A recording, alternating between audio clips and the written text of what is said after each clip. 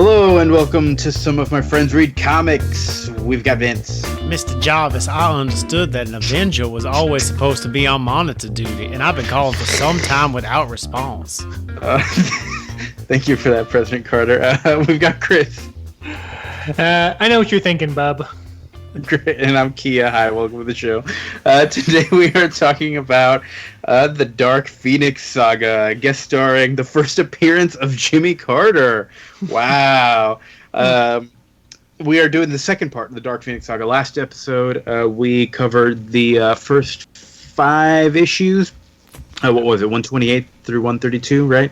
And today we are talking about 133 through 137 from Uncanny X-Men, with an option for 138. We might talk about 138 when we get there. We haven't decided yet whether or not. We'll decide when we get there, okay? We haven't decided. So, and after that, we're going to talk about All-Star Superman number 3. We're continuing to read through all of those. Yeah, great. So the first half of Dark Phoenix Saga was, kind of filling in with a little bit of the backstory about what's going on in their time right now, dealing with the Hellfire Club. Jean's going through some stuff, right? Mastermind's been brainwashing her into thinking that she's old-timey. I don't remember the exact era, so I'm going to go with old-timey. And that she's the Black Queen of the Hellfire Club. As opposed to the White Queen. I didn't pick up on that last time. Yeah. What? It's like chess, right? They got a. The Hellfire Club is playing. They're playing both sides. Yeah, I think so. I don't know how that works though. Yeah, they've got it's an exclusive club. So if you're like Black King, I think that's Sebastian Shaw. But if you're the White Bishop, that's also good. Yeah, it's like you're really good. You're close to the middle, right? Mm-hmm. Yeah.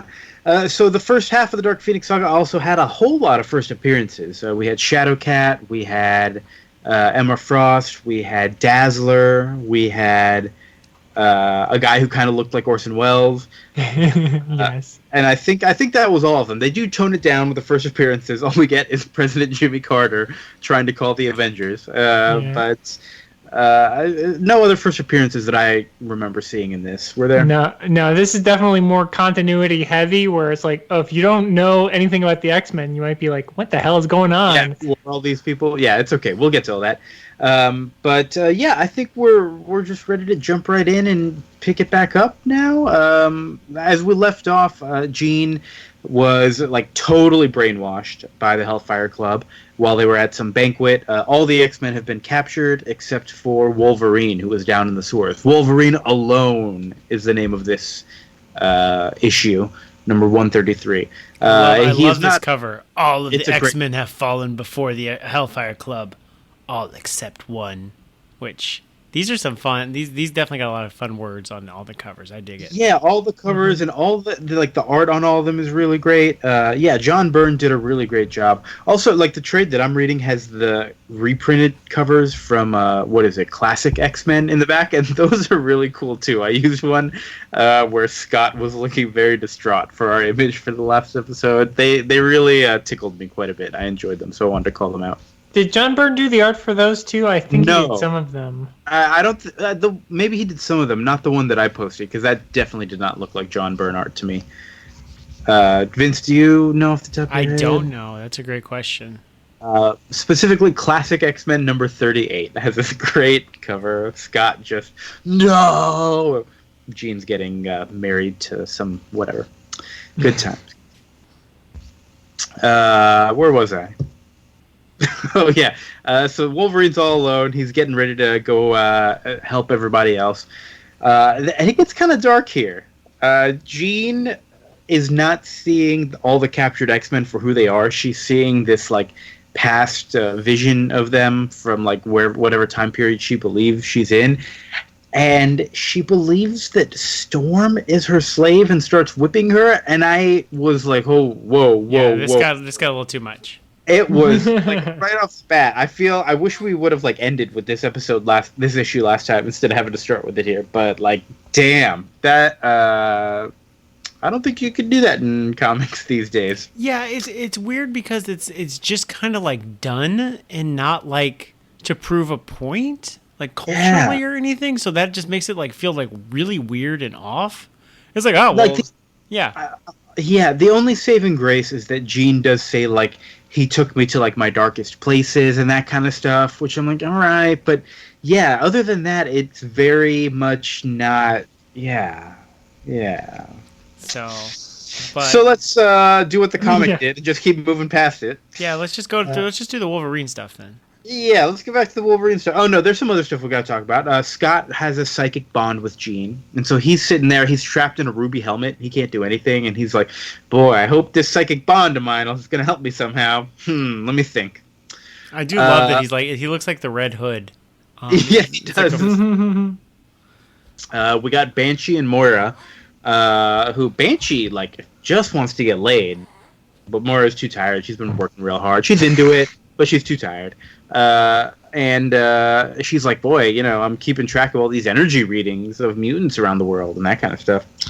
There's also Angel and Professor X. Professor X is being a little emo, like, maybe I should just let Scott lead the team, but I got to keep track of what they're doing at the Hellfire Club. Maybe they're going to need me. I really like that. He's like, well, I've always, the plan was always for Cyclops to take over, but now that we got to like the transition, like, I'm not feeling it. Like, it was like, like, which is very like real. Like, it's like, well, like once you have that flip over, and I mean, you could go to like Jay Leno places, but just people retiring or people just not being able to like let go, and sports teams, quarterbacks just be like, yeah, I don't want to quit. I still view Scott as a child, which I shouldn't, but I still do.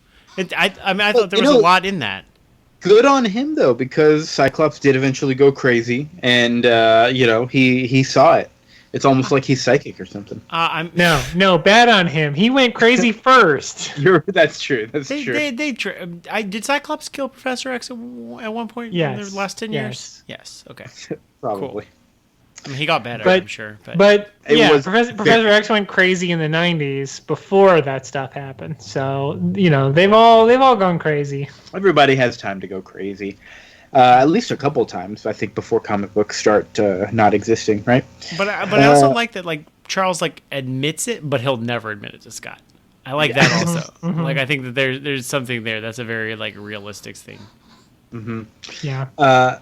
So then Cyclops is like, okay, I know what I'm gonna do. I'm gonna like get in Jean's head. I can do this. And so he's in this psychic realm. What do they call it? Astral plane, right? Yeah. Yeah. Right. And he has a psychic duel with Mastermind, who's in there. He's like, "What, Mastermind? How'd you get in here? This isn't your MO. You can just like make people see things. You're not like in their heads." And they have a sword fight, and then Cyclops collapses dead. What? Like he dies? He loses the sword fight, and he dies in real life. Oh shit! What? Oh, disclaimer: we got a baby. Hey, baby. Yeah, Diana's not happy about Cyclops being dead. Yeah. Sad about Cyclops. He's dead in 1980. He's never coming back. And we definitely know he's dead because at the end of issue 133, Nightcrawler says, "He lies so still. Storm, Colossus, his chest isn't moving. He isn't breathing. Cyclops is dead." And then the first line of issue 134 is Nightcrawler again saying, "Storm, Colossus, look, Cyclops is alive." Thanks, Dr. Kurt. Yeah.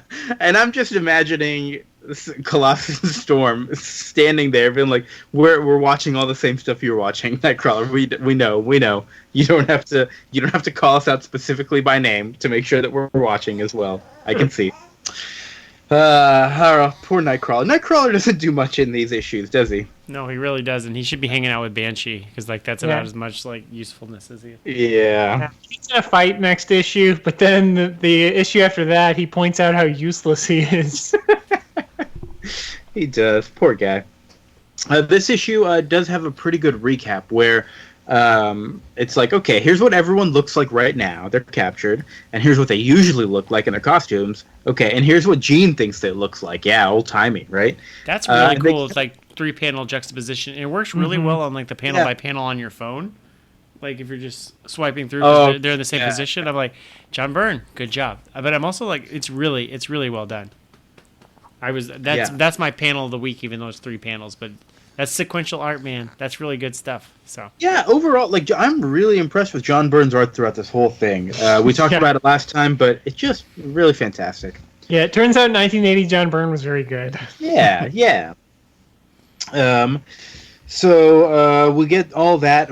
Mastermind, we see Mastermind, like his real form, I think for the first time in these issues so far. And I forgot how much he looks like Vincent Price, but as the Hunchback of Notre Dame. He's got that purposefully terrible haircut as well. And he's got that big overcoat. What a weirdly designed character. I don't get this guy. Yeah, he looks like every British actor on television that's skinny and not fat. Yeah, but playing a hobo to I don't know. They all he could be playing Sherlock Holmes. He could be playing the vicar of some weird. I don't know how the Anglican Church works. He could be playing one of the mini characters in Downton Abbey. I'm like, is it that guy? No, that's a different guy, Vince. Oh, okay. Yeah, exactly. He could be one of 10 different valets or servants where you're like, what is your job exactly? And then you'll find out later that he was actually the head of the RSC. He was very prestigious. I think Diana likes vicars. Oh, she likes prestigious things. She keeps giving shout-outs whenever we mention. She loves. Yep. She's a big Anglophile. She loves the royals. Yeah, that makes sense. Yeah. A lot of people do these days. Mm-hmm. So we go back down in the sewers. But that last issue that was Wolverine alone, he didn't do much. He just kept fighting some random dudes down in the. Whatever. I love that. I want to go back because let's go back to it. Sure. My favorite part is when he attacks some guy. Well, first the henchmen are like, he's probably dead. Why are we even down here? This is stupid. And then one gets attacked, and the guy goes, "Angelo, no!" And I love that henchman has a name, and then his friend knows it, and he's worried about poor Angelo. I don't I have a whole story in my head about Angelo and this henchman's life together, their unrequited love, or just maybe they vacationed in the Hamptons together. I don't know how well the Hellfire Club plays. Yeah, they're just good friends. But yeah, and then he does a whole Dirty Harry routine to get the third guy to just give up. Which is pretty funny. I know what you're thinking. Can I close the distance before Wolverine snaps me? All I've got is a clip, but Wolverine's killed all my friends. And I was like, yeah. I saw this on... Yeah, I know. It's dark, right? Diana knows. I saw it on Justified first, but I guess it's probably Dirty Harry. That would make more sense. Yes. Yeah. I don't think Justified is ripping off issue 133 of Uncanny X-Men. They could be. It could be. You never know. And then he presses triangle to interrogate. Yeah. Because he's playing Batman Arkham City, apparently. Yeah, there were some pretty cool Wolverine fights down there. I did enjoy all those moments. And then he sneaks around the club, and we find out that Senator Kelly, the presidential candidate, is also at the club. He's at the club. He was in an X-Men movie 6 X-Men movies ago. Mm-hmm. All right, so what else is happening? We've got Cyclops is back alive. Wolverine is still fighting his way out of the sewers. Cyclops and Jean instantly turned back on their connection, which was a big deal that it was severed. Every single thing from that cliffhanger was undone in 5 pages. Yeah, Cyclops was like, I've lost my psychic connection, but it's back. And we what happened here? Scott, so they have their connection back, and Jean kind of helps Scott get free. Yeah, Wolverine breaks in and causes a distraction. Yeah, it's all just fight breaks out. It's craziness. It's madness. Everybody knows that there's something going down at the Hellfire Club. And when I say everybody, I mean everybody. Beast from the Avengers, that's who I'm talking about. He gets a notification. He says, I gotta help my X-Men buddies. And he jets out of there so fast, he doesn't even leave a note. He doesn't tell anybody where he's going. So that later, when Jimmy Carter is calling the Avengers looking for help, there's nobody there to answer the phone. Oh my God, Beast, you are so irresponsible. Anyway. I will say this comic, and for what until I would say the '90s, the X-Men MO was that everybody hated them, and this comic does a great job of making the X-Men seem cool and the Avengers seem like nerds. They are nerds. They are nerds. It's just like my understanding was someone would be on this monitor at all times, and it's just like, yeah, the X-Men don't have that crap. Yeah, they don't need it. So Jean is free from the mind brainwashing stuff. She, like, as soon as Scott died, it was like, boah, she just sort of shocked her back in. Mastermind reveals that it was Emma Frost's device that gave him psychic powers that was, like, specifically tuned to Jean's frequency. Look, I don't know how that works. I don't know how a device can make you psychic, but whatever.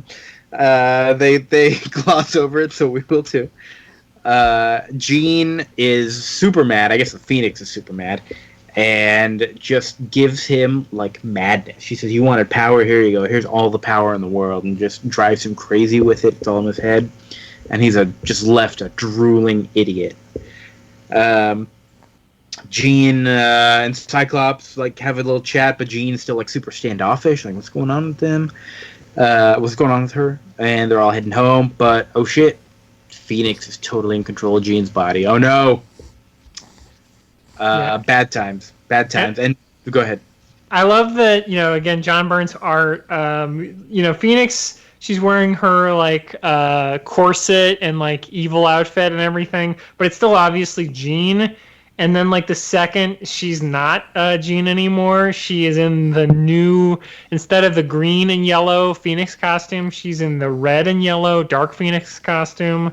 And she has, like, sallow cheeks, so you can see her cheekbones.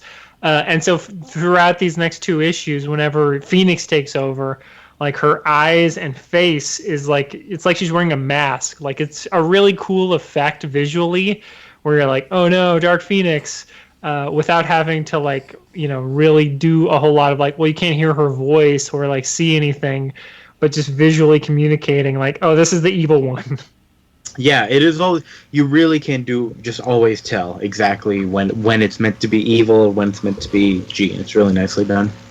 We also get a great boom at the end of 134 because their planes exploded. I think how many planes did they lose here? And I think Nightcrawler mentions it, like, oh geez, another plane.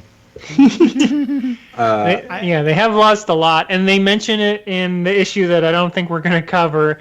That's how Thunderbird died. We haven't decided yet. That's how Thunderbird died. Was a plane crash. We did. Oh, everyone dies from a plane crash. Yeah, the Big Bopper. R.I.P. How does the X-Men? How do they afford all of these plane crashes? They have a really good insurance policy with their planes. That's pretty good. Jean put that car back together with her mind last episode, so I say that she can do it. She can do it. She can be a mechanic. Really, Professor X should be training mechanics. Like, he should be training mutants for practical jobs that they're good at, and just get them out in the workforce, right? Did Forge even go to that school? Not yet. Forge would have been a great candidate. No, he probably went to another school, and that's why he's so great, because the Professor X School for Gifted Youngers does not teach children the practical skills that they're going to need in the real world. Wherever Forge went, that's what it's all about. Yeah. So, beginning of 135, Jean's all crazy. And 135 has, and I think it's the cover of most of the trades, it has such an awesome cover. Oh, yeah, with Jean sort of crushing the X-Men logo. Yeah. And, Marvel The Untold Story is a great book. I think I mentioned it before on this podcast. But they talk about Neil Adams, who I don't know if we've covered anything of his on the show before. Maybe we have. I don't remember. But Neil Adams wanted to do, like, a cover where the X-Men were, like, tied up to their logo. And Marvel's editorial at the time was like, that's too confusing. Like, it has to be like people won't be able to read the name of the book. But, like 7 years later or whatever, 10 years later, they're like, no, that's actually awesome. Yeah. Yeah, it is.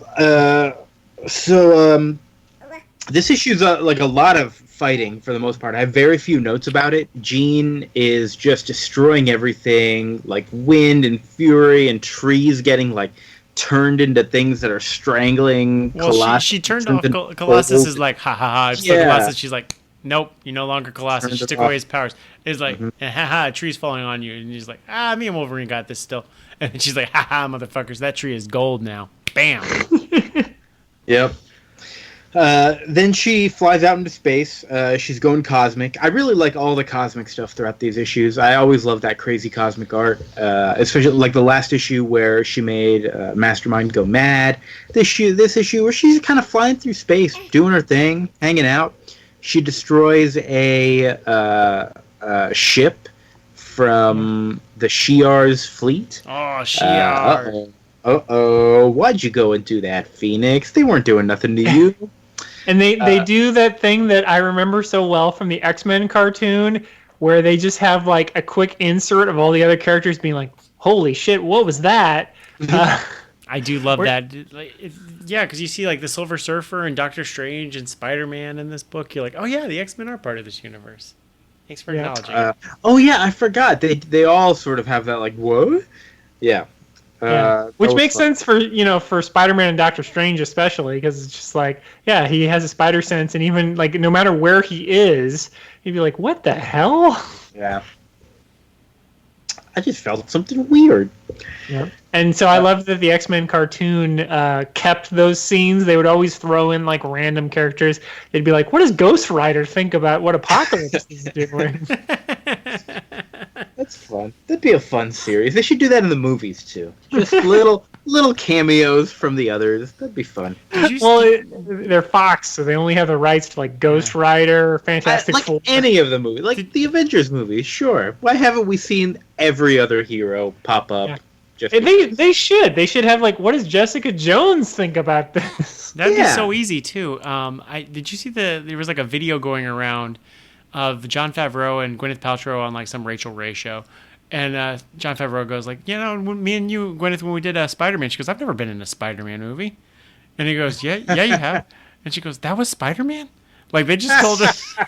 She just rolled up on set, probably in an Avengers filming day, and then they just filmed the scene for Spider-Man. Yeah. She's like, I wasn't in a Spider-Man movie. Here's how we were. It's really cute. Yeah, that's great. So back at the mansion, the X Mansion, where students don't learn anything, everyone is hanging out in the common room. They are like sad. Cyclops is sitting in the middle of the kitchen, just like fucking so sad, a head in his hands, over a bowl of cereal, probably. That's what it looks like. And everybody is standing around him, talking about him, saying, boy, Cyclops is taking this real hard. He hasn't said anything all morning. What's boy? Which I imagine is making him feel worse. I'm sorry, Diana. I'm sorry I cursed. I shouldn't have cursed. But then all of a sudden he jolts up, like, wait a minute. I can sense her. She's coming back to Earth. And she's hungry. Oh, no. Well, that's the end of 135. Have we seen Dark Phoenix to eat anything before? Well, we saw her eat that sun. Oh, okay. No, the Sun Eater was from All-Star Superman. Oh, yeah. No, yeah, she eats the sun and kills like 5 billion people. They mention the Shi'ar. They're like, that's why later they're like, yeah, we got to do something about this Phoenix. Is that what I remember there being? I see a trade at my library about Guardians of the Galaxy and the all new X-Men, which is like the new younger X-Men, and it's called The Trial of Green Jay, Jean Grey. Are they putting her on trial for this again? Maybe, I don't know. Probably. I didn't read that, Vince. So I'm the wrong one to ask. Michael Bendis, your favorite writer. I know. It's shocking that I didn't read a new Brian or a new-ish from the last 5 years or 7 years or wherever that was. I hear The Trial of Green Jay, and it just sounds like a DC title to me. Yeah, it feels DC, right? Yeah, it's Green Lantern and Jay Garrick. Exactly. Green Lantern, the original Green Lantern and Flash. So yeah, she goes back to her house, and and she just wants to hang out at home, and she instantly is like, I should not come back here. Terrible idea. Jean, it's a good thought bubble fight with herself. And, it is. Oh, she's so crazy. I think this might have been my favorite scene from the whole thing. It was just such a really well written scene where I genuinely did not know what was going to happen, and I was like on the edge of my keyboard cursor to keep on clicking over to the next page. Yeah, and it's the same thing where it's like you see Jean's face and she's like normal Jean, and then like Phoenix face. And Nightcrawler swoops in and gets that tiara on her. He's like, So they made a mind control, not a mental block kind of device here. Power dampener. That's a power dampener. There you go. Beast was busy doing that. That is why Beast was not in Avengers Mansion when Jimmy Carter calls. It was in this issue that Jimmy Carter calls. Oh, I love that. We skipped that part because the night before they're like coming up with their plan, and like Colossus and Wolverine are just playing basketball, and they're like, we're just waiting for Storm, Scott, and Hank to come up with a plan because we are not the brains of this solution. Yeah, they're the smart ones. Yeah, we're just going to punch whatever they tell us to. Yeah, they're just in the danger room, just like, well, whenever they figure it out, we're just, grinding from some experience here. That's smart, Don't waste your time. So they're all set. Jimmy Carter has to talk to Jarvis, and nothing else ever comes. Right? Why was that even included? Diana doesn't know. Diana, why was Jimmy Carter even in this? Go ahead, Vince. Just to show that he's the president, I guess. Right. I do like though that they give him like the super thick accented Southern accent in his dialogue. Like, how classically they're like, "Da, I am Russian," and they're like, I want to talk to the Avengers with a J-U. J is spelled with like a J-U-H. Avengers. Yeah, it's great. Which I don't remember him talking like with that little. You don't like that voice? You don't like my little it's not even droopy dog. It's like a foghorn leghorn. Like I say. Where are the Avengers this time? Yeah, it's it's to show that Beast has abandoned his post as an Avenger and has risked it. And Cyclops points it out in the next issue that it's like this isn't really Beast's fight, but he's one of the original X-Men, along with everyone except Iceman basically shows up to be part of this, and I guess Iceman is just hanging out somewhere else. Who knows? I mean, he's not really hanging out in any of the typical superhero circles right now, so he just kind of didn't hear about it. Yeah, He and Angel were in the Champions, but the Champions has already been canceled by this point, so they're not doing anything. It's like that awkward thing where Iceman's like, why didn't you invite me? They're like, well, it's not like we invited anyone. We just kind of bumped into each other as all this was happening. Sorry, Iceman, man. That's it's rough. Poor Iceman. It's all right. He'll get nothing. I don't think. There is a flashback in 138 where all the boys see Jean Grey entering the school. They're like, "Oh boy, like a girl," and Iceman's like, "Who cares?" I'm like, "Wow, subtle foreshadowing from X-Men #1." All right, issue 136. What's happening here? We're back to it. We got Jimmy Carter. We got mental blocking device. We got Jean being nuts. We got Wolverine being like, we just got to kill her. We straight up got to kill her. There's no waffling from Wolverine, which I really like. But then he can't But then he does waffle. But I like going into the scene. He's not wringing his hands. He's like, guys, y'all are all losers. Like, y'all are weak. I'm the one who's we just need to murder her. That's the right plan. Yep. He can't do it though. But Jean fights them all off and freezes them in place. And Scott shows up and he's like, "All right, Jean, just kill me then. Kill us." Nah, you can't do it. Yeah, I know. You're still Jean in there. Can you wake up, Jean, or kill me? It's got to be one or the other. But she's like, "You're not even worth my time." He's like, "Not good enough. You gotta do it." Yeah, it's good because he really calls her bluff because she's like, "Yeah, if you have the power to eat the sun, you really shouldn't even be wasting your time with us. Like, you're very clearly, holding back and think about why." He's like, "No, I love killing people. It's the best." So then Professor X shows up and they have a psychic battle with each other, with the Phoenix, and Professor X just kind of wins, right? Mm-hmm. And everyone's happy. The end. That's the Dark Phoenix Saga, everybody. Hooray! They're hanging out, talking with the parents, and the parents are like, "Oh my God, Jean's naked. Let me give her my coat." Then they're starting to like, "All right, I figured things out." Like, "Oh, what was all that?" And then everybody disappears. What? What is happening? Is this some superhero nonsense again? Jean Grey's parents don't know, and they never will know because we never see them again. Bye, Jean's family. Issue 137. We are in space. Big issue. Double size. No, not double size. Like 1.5 size. It's double size for X-Men. Yeah, double size for the time. For them, yeah. And we start with the Watcher. Yeah, that's how you know it's big time when the Watcher shows up for this.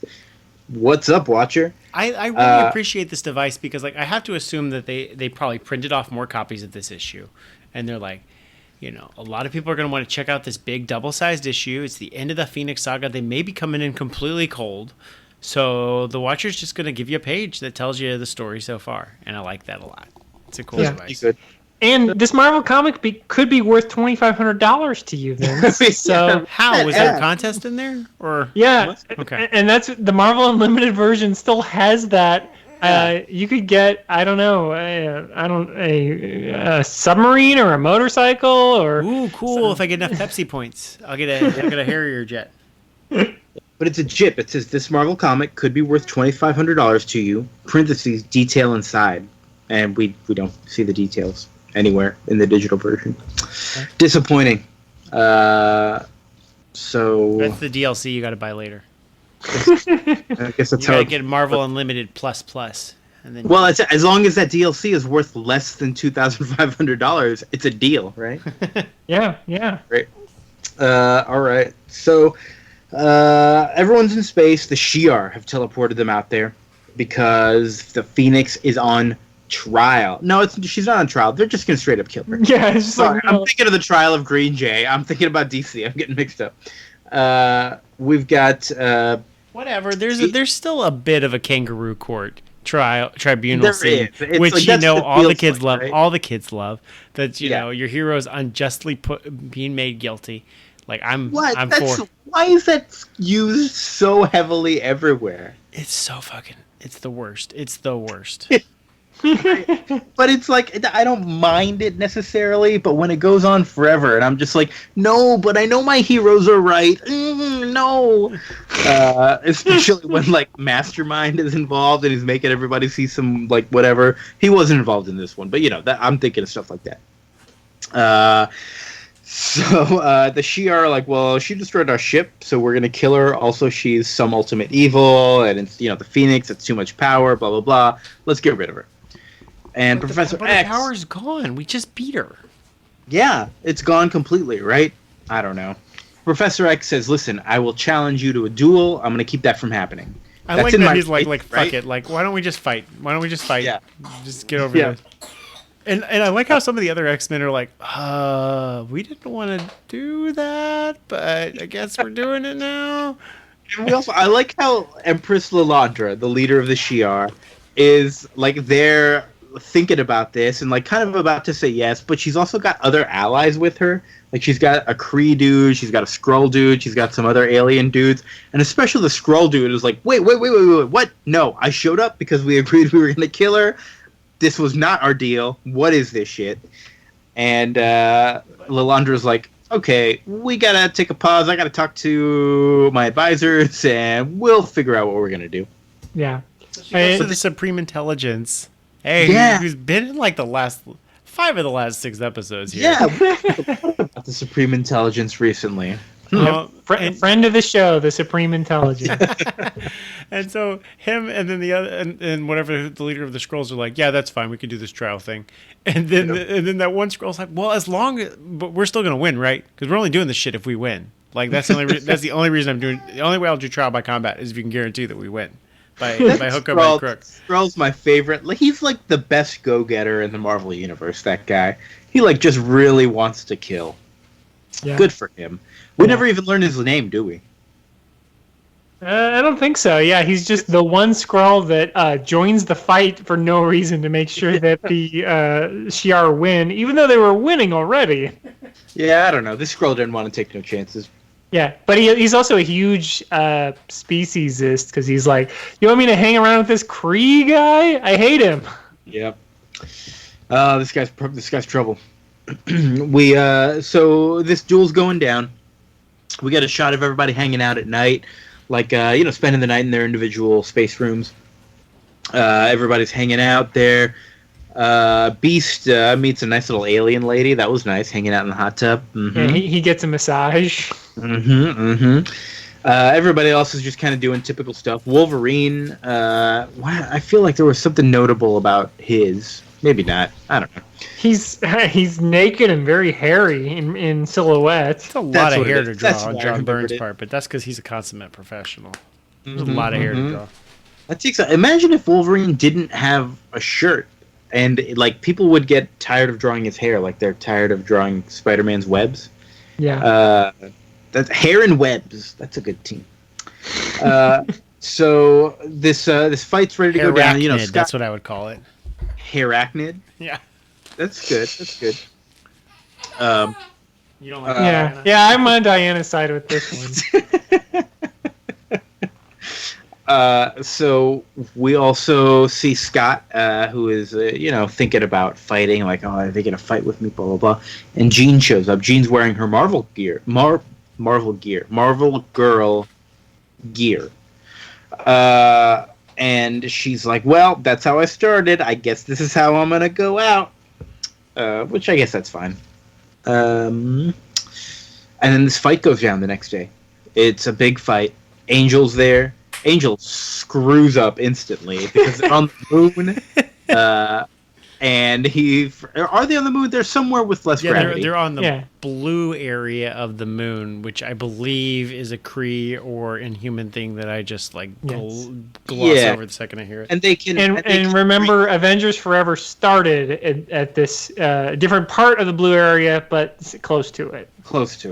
Angel forgets the gravity's different, and he starts flying, but he's like, whoa, when he flies almost out of orbit. Just saves him.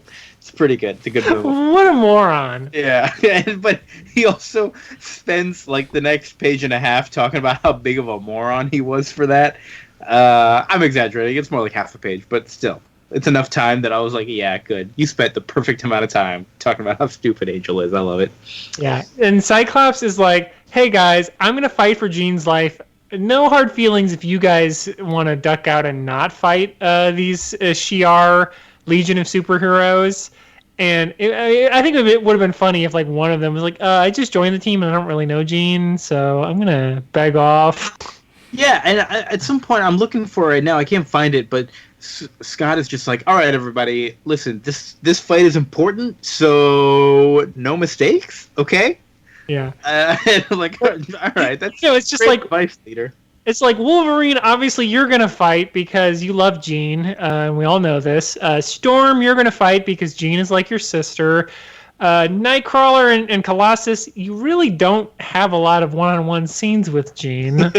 So, I understand. At one point, she calls Colossus little brother, as though they do have a deeper relationship, but I'm like, that feels forced. Yeah, I'm like, based on what? You guys never talk. Yeah. I guess that's true to being a little brother. Although I also was like, if I was coming in new to this issue, would I think that Colossus was her little brother? Interesting. I don't know. No, because she's being really snooty about it. I wouldn't think they were really related. That's true. That's right. Oh, that's right. She was being like Dark Phoenix, saying it sarcastically. Yeah. Yes. So there's a lot of fighting. That Skrull guy pops in pretending to be Storm, and Captain Marvel. No, it's not Captain Marvel. It's whoever that other Kree guy is. Yeah, he comes back and is like, soldier. Hey Skrull, we're not supposed to get involved in this. What are you doing, man? So it's got to be a fair fight. But none of it really matters. The fight ends. I don't remember exactly how the fight ends, but the X-Men get their asses kicked, basically. Yeah. So Storm gets knocked out first, which I thought was kind of lame. It's like Storm's one of the most powerful ones, and she's just kind of goes down like a chump. Well, she does mention weird atmosphere on the moon. She doesn't know how to handle it. That's true. And then Wolverine stumbles across the Watcher's lair and is like, what's going on here? And the Watcher's like, hey, I'm in the middle of a monologue. Get out of here. Yeah, I'm not supposed to appear in your titles. You're not supposed to meet me. I'm not interfering. Get out. Also, it's like kind of unfair how the whole battle goes because the Shi'ar army can get reinforcements, but the X-Men aren't allowed to get reinforcements. So it's kind of bullshit. Yeah, that's total bullshit. Well, and I mean, Gladiator is basically Superboy from the Legion of Superheroes, so they have like their own Superman type. And unless Jean is the Phoenix, they have no real counter to that. So I just feel like eventually they're going to get their asses kicked unless Jean Phoenix is up. You know? Yeah, I wonder if that's going to happen. No, probably so not. The next thing that happens. I do love Colossus smashing a column over Gladiator while he just has a Superman pose, just stands there like a column being smashed over his head. Is like, I don't even care. Yep. This is Gladiator has made a few appearances on our show as well. He was in the Infinity one of them when Thanos was getting all the stones. He had them once, right? Yeah, he always is used to show that something is a big deal. Like if somebody kicks Gladiator's ass, you're like, uh-oh, that means they're good. But it seems like he almost always loses after like this appearance and like a handful of others. Oh, I see. So he's like a jobber, but he's really big to make it look like he's helping get somebody else over. That makes sense. Exactly.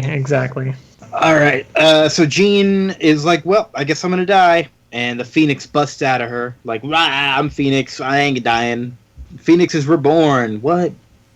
And Professor X feels it psychically. He's sad about it. Everybody else is like going crazy. They're all close to dead, but they're still fighting. Nobody's giving up. Then Phoenix is also going crazy and just attacking everybody. Colossus like punches her out of it at one point. What was going on here? Everything started moving really quickly, and I definitely glossed over a lot of this. I just saw Colossus punch Jean though. Yeah, Wolverine throws Colossus at Jean. Right. Yes, reverse fastball. Okay, sorry. Go ahead, Chris. Explain it. Yeah, so, and he mentions, he's like, because the moon's gravity is lower, I can throw you at her. Yeah. So he throws Colossus and is like, don't pull your punch, Colossus. And then he's like, no, I have to. Even though Wolverine told me to murder her, I can't. But Jean's like, it snaps her out of it for a second. Yeah. But and it's not enough. When she snapped out of it, she turns into her green and yellow Phoenix outfit. But then the second she starts slipping, she switches back into red and yellow. Yeah, it's very good color choices there. And then she goes and talks to Scott, and it's like, "God, Jean, no, don't!" And she's dead. And that happened very quickly, and I had to look back and like, wait, what? It was a little bit anticlimactic because they're talking about how she's just like, like, I don't want anyone else dying at my hands or getting hurt. It's better this way if I just, like, bam, I'm dead. And it's just, like, with a shining glow, she's done. And then Scott has this monologue that's, like, 3 pretty dense panels long where he's like, oh, I see. She must have done this and then planned this so that this. Oh. And that's how Jean Grey died. With a Cyclops monologue to explain it. But that's okay. And then we get a Watcher monologue to explain the entire arc and what it meant. I appreciate the Watcher framing device. This was so much text and then I flipped the page and it was the last page, and I was like, wait, that's it? This was a lot to take in for the very last page of the Dark Phoenix Saga. Did anybody read the epilogue issue, number 138? Yes. Nope. You did? Yes. Do you want to give us a quick rundown, Chris? It's basically like a recap, like a Chris Claremont and John Burns retconning of the first, 5 or 6 years of the X-Men. So, the bad Stan Lee and then slightly better Roy Thomas X-Men runs from the 60s, but kind of told through the eyes of Cyclops, saying like, this is what happened and this is how we grew as a team, like all taking place at Jean's funeral. Everybody is there. Bobby is called. Okay, that's nice of him. After missing everything, he shows up at the funeral. You've got all the original X-Men on one side of her grave, and then all of the new X-Men on the other, and her parents in the background. It does say that she was born in 1956 and died in 1980, so it means that she is 24 years old. Okay. And then at the end, Cyclops, he's like, I gotta go, figure things out on my own. And Nightcrawler's like, what? You're not coming back to the mansion? And he's like, no, I'm quitting. And Professor X is like, I'm proud of you. You're like a son to me. And then he leaves. And then the last page is Kitty Pryde pulling up to the mansion in a cab. And it being like the beginning, because she's the newest member of the X-Men. Yeah. I really feel like that should have been included in this trade that I was reading from. That feels pretty important to the whole Phoenix saga. The Dark Phoenix Saga. Yeah, I mean, Phoenix doesn't actually appear in it. She's just dead. But it's still, just, it's just, her funeral. All right. So what do we think about this Dark Phoenix Saga thing? I liked it. I liked it too. It was really good. Felt like very classic comics to me. Like, I guess you can really see where Chris Claremont invented so many tropes, and I guess popularized a lot of tropes. And yeah, he just does soap opera very well. Yeah. Yeah, I like. There's so much little things I like. I like how it re-references old team members so they come back in. I like how the team isn't all on the same page. They have competing goals sometimes. Yeah. So, I think it's a very good example was when Professor X is saying we're going to do this trial by combat, and the rest of the team's talking to themselves I don't know. I mean, they're not all on board with the concept, even though they're all friends and all on the same side. And I think that's very dynamic and they still feel very individual in a way that is And then it has weird things to breathe the night before the big battle. It gives most of the characters a scene to hang out and just do stuff and ruminate, which I'm not used to for superhero comics of just that kind of rumination, which is really cool. I mean, the punchy fight stuff is not nearly as interesting to me as the stuff between the seams in X-Men. And that's interesting, Vince, because you often don't like team books very much, right? I don't. But I feel like I generally do, and so I feel like I've seen a lot of those rumination type scenes in team books. But I also feel like they show up a little bit later when things when you have an idea of who everyone is, and they just all let's take a second now and split up and just see everybody on their own.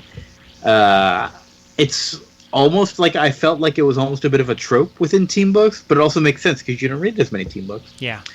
And you never get to that great stuff. So keep going with every team book, and eventually you get to that scene, and it's great. Yeah, but I think specifically what Vince is talking about is a little different because that sort of the last day of school feeling of it is, I think, a pretty unique scene even among team books where... Oh, sure, yeah. Where you're just what do I do? I've got 12 hours until this huge thing I know is going to happen.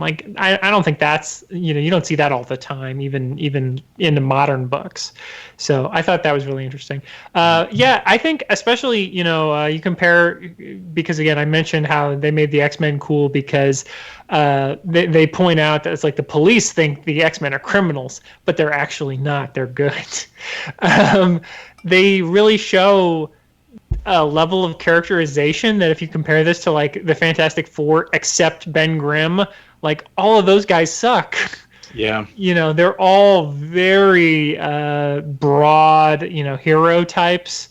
Even Johnny is the hothead or whatever. That's so kind of boring. Where it's Wolverine, yes, he's the loner. He's the one that is the thief or the rogue of your D&D party.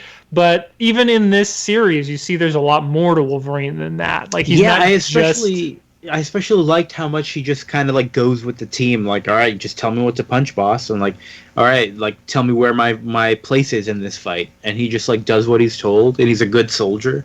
Right. It's not always how you picture Wolverine. Right. And then when he gets on his own, he like tries to kill that Orson Welles guy, and he's like, Cyclops is like, "What happened with that guy?" And he's like, "Don't ask." Yeah. So overall, great stuff. Definitely sometimes feels a little dated, very text heavy, but it's still very enjoyable. Still, I would say worth reading for sure. Yeah, on a reread, there's dialogue boxes or like narration boxes that kind of skim over because John Byrne's art tells so much of the story anyway. That it's like you don't need all this. Yeah, you don't need it. So good job, Chris Claremont. Good job, John Byrne. I guess the X-Men are a pretty good franchise. Yeah, it's weird. It turned out they'll be all right. I think they'll be okay. Time to head to All-Star Superman number 3. So we found out in the last issue that Lois, it was her birthday. She was like, she's recently found out who Clark Kent is in this thing. And she is at his lair, what's that called? Fortress of Solitude, right?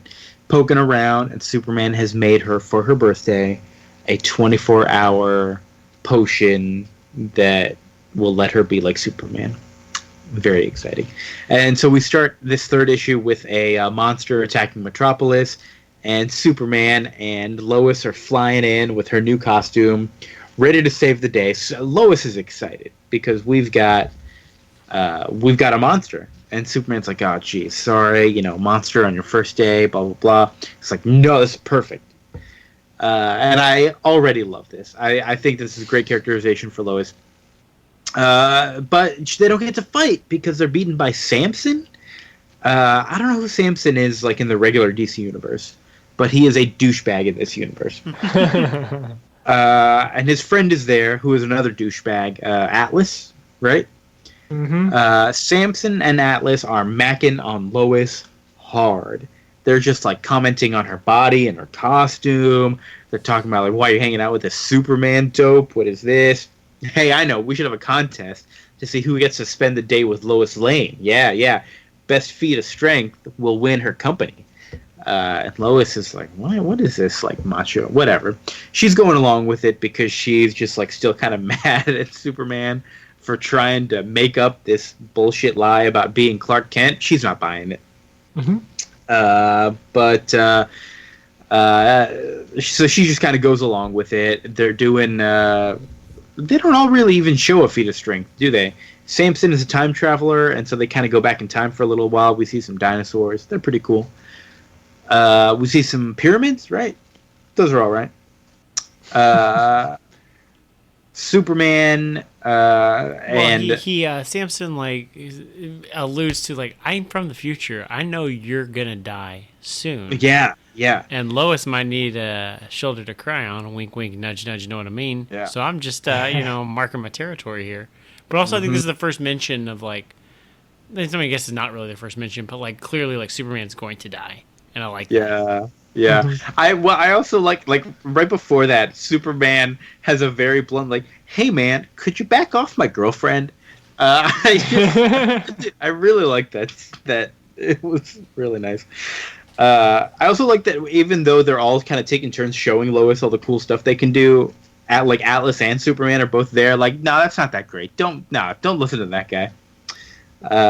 It just makes for some nice fun dialogue. It feels like Lois has been like in the club, like, and then now is meeting Superman's like best friends, and they're like just ready to like bring her into the fold, and then like shit on Clark. Like it's very much like that kind of like vibe, which is cute.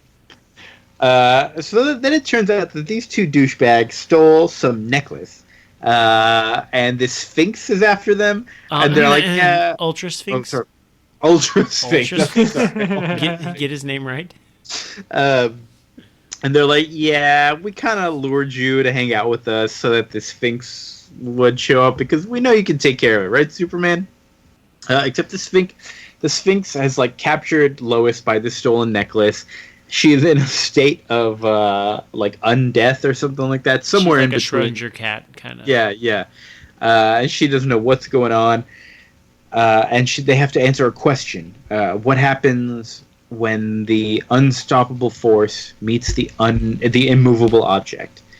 And Superman's answer is, they surrender. Like, oh, Superman, you're so smart. What a pacifist. What a good guy. And the Ultra Sphinx is pleased with this answer. He does not kill Lois. At the end, there's a nice tender moment where Clark is like going to propose to Lois, but then Lois falls asleep, so she just kind of tucks her in. Lois also still does not believe that Superman is Clark Kent. She keeps talking about what a great impression Superman did of Clark, but doesn't think that he's really Clark. As she goes to bed, we see these the papers fly around. The headline is Superman Dead. We do see that it's Superman Dead by Clark Kent. Which makes you realize, okay, is Superman really dead? Is him and Clark Kent really the same person? Are they really the same person? Is Clark just stopped being Superman? What's going on here? So now, more questions, right? We thought we knew for sure Superman dead, but now, I don't know. I don't know, book. What are we doing here? Again, I love just taking that classic angle of three superpowered idiots fighting for Lois's affection. Like, you could totally see this on the cover of an old Super Dickory comic. Yeah. But it's just like, I just love the modernization of it all. It's just fun to read. I love these. I enjoyed it, but I also think it's bullshit. What's bullshit? Why does Lois have powers for this issue? She never uses them. Like, there's nothing in this explicit issue that requires her to have those superpowers.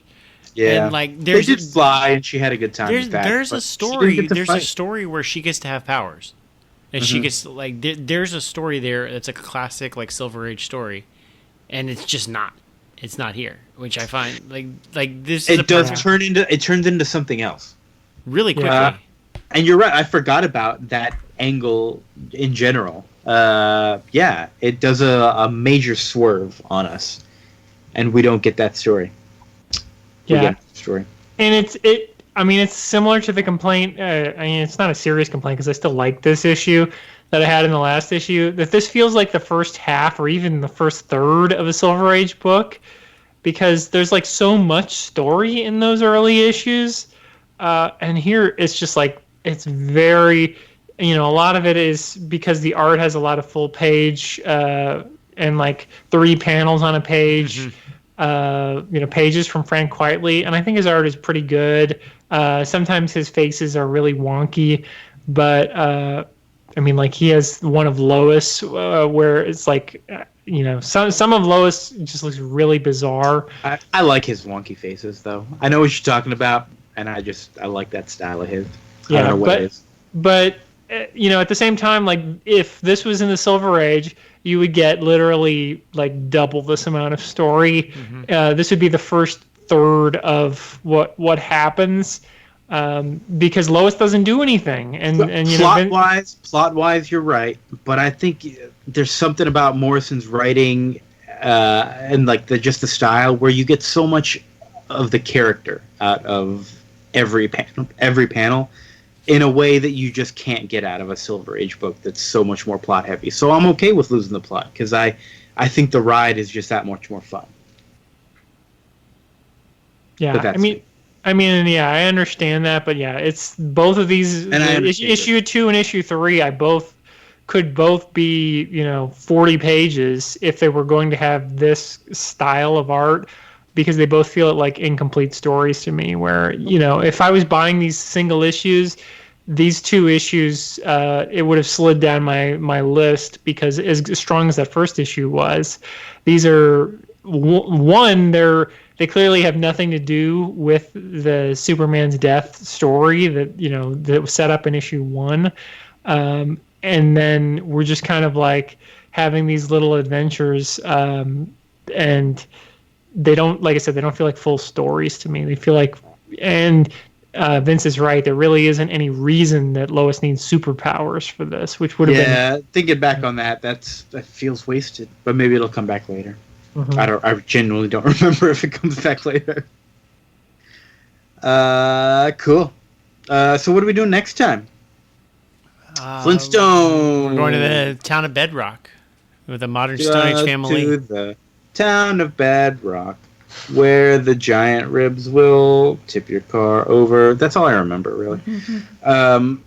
So, did you know the Flintstones had a comic book? Did you know that the Flintstones cartoon series was based on a comic book that came out in 2016? I bet you didn't. It's modern. It's prehistoric sci-fi. Is that the genre? Prehistoric science fiction. Yeah, for sure. In 2016, what company released these? DC. Was it DC? It's on DC Universe. Okay. Flintstones. It was a 12-issue series by Mark Russell and Steve Pugh. Is that how you say his name? Yep. P-U-G-H? Yeah, Mark Russell from Prez, which we read, the modern day Prez that we read. Mm-hmm.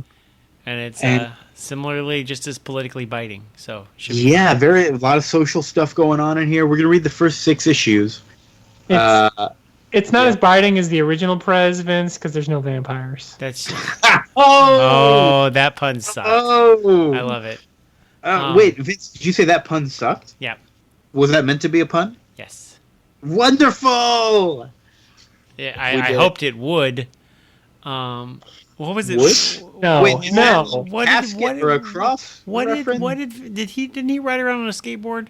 A little wooden skateboard? The vampire, yeah. The wood was a reference to the wooden skateboard? Yeah, it didn't work too well. The vampire rode around? We'll workshop it. All right, that's great. I'm really excited for this Flintstones book. I mean, if you want a taste of what the book is about, before Fred and Wilma met Barney and Betty, they had another couple friend that they would always play board games with, and it was Adam and Steve, which I think is hilarious. Can't wait. I've heard such good things about this book. I'm excited to finally read it. And yeah, it was only 12 issues long. We're reading the first 6. Should we say it with an option for 7 through 12? Who knows? If we love it, we might keep going. Every episode from now on is going to have an option. Bam! Called it. 2019 resolution. Started in June. Let's go. All right. Bye, everybody. Oh, wait. So I did write down how we had a smooch counter guess at the end of last episode. How many people Gene would smooch? I said 6. Lost. Chris said 2, and Kia said 1. And I believe it was 2. She definitely kissed Scott, and I think she probably kissed Jason Wingard. So definitely on one of the covers, but I don't know. Sure. So Chris, you're the winner of the smooch counter. Hooray! Vince, you were way off. I was way off. That was a lot of smooching. Who did you think she's going to smooch? Her dad? Smooch Gladiator? I thought it was going to be like how the Fast and Furious movies say familia more as they go on. Okay, so now do we have to make this a thing? Do we have to predict how many smooches there are going to be in Flintstones? It's going to be how many dinosaurs cut away to be like, it's a living. Oh, yeah. Okay. I say it's going to be a trope, and we're going to get 1 per issue. Okay. So 6 total. I love it. Okay. Great. I'm going to say just 1. They're only going to do it once. 1? Okay, Chris, what do you say? That was going to be my answer. I'm going to Price is Right this and say 0 times it happens. Okay, all right. Wait, you think it might happen 0.5 times so that you win? Well, yeah, right? I have to get under Vince is 1. Okay, sure. All right, that's fair. Wait, no. When they Price is Right style it, they fuck over the guy who said 1, and then you say 2, and so the one person can't lose, right? Or can't win. That's what happens. Boy, Price is Right has some really terrible rules that are really designed to just screw people. Oh, boy. Anyways, for more on that, you can check out my dissertation on the Price is Right. I would have made an issue called The Prez is Right. The Prez is Right. Very good. Chris, what's going on with your stupid minds? What are y'all doing? Were you just recording right before you got on to record this one? That's a trade secret in the podcasting industry, but yes, I don't know if it will be out. Probably not by the time this episode drops. but we were doing a Killer Workout from the 80s. It's a slasher movie based at a gym. There's a lot of montages of women working out in a aggressive way. Whoa. And it's a very dumb movie. Did you have a baby guesting on that episode? There may be a baby. We'll see how much the baby can not be on the show, but I think you might hear a baby. Well, I want to thank you for flying from your Stupid Mind studios all the way to some of my friends' Read Comic studios in order to record this episode with us live and in person. That was very nice of you. No problem. On such a short time frame. So I think we are done for the day. For Vince, thank you. You're welcome. Chris, thank you. You're welcome. And if I ever need a group to defend my life in ritual combat, it'll be Diana. Great. And thank you, Diana. She went to bed. Oh. She couldn't hang. What? You're off the team. Out of here. All right. And I'm Kia. Thank you, everybody, for listening. We love you. See you next time. Bye.